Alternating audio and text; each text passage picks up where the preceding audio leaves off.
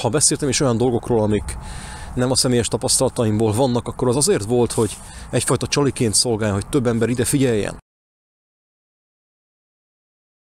Ha beszéltem is olyan dolgokról, amik nem a személyes tapasztalataimból vannak, akkor az azért volt, hogy egyfajta csaliként szolgáljon, hogy több ember ide figyeljen.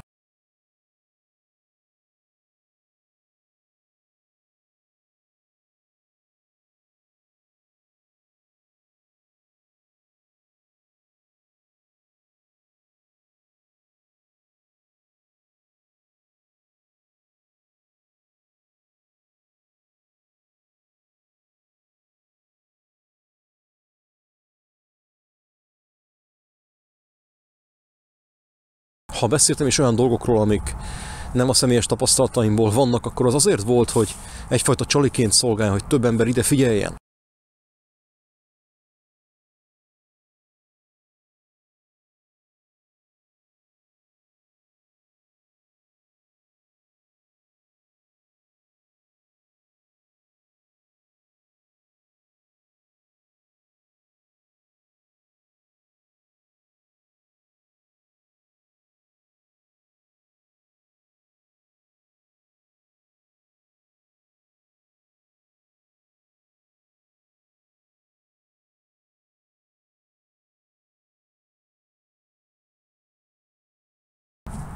Ha beszéltem is olyan dolgokról, amik nem a személyes tapasztalataimból vannak, akkor az azért volt, hogy egyfajta csaliként szolgáljon, hogy több ember ide figyeljen.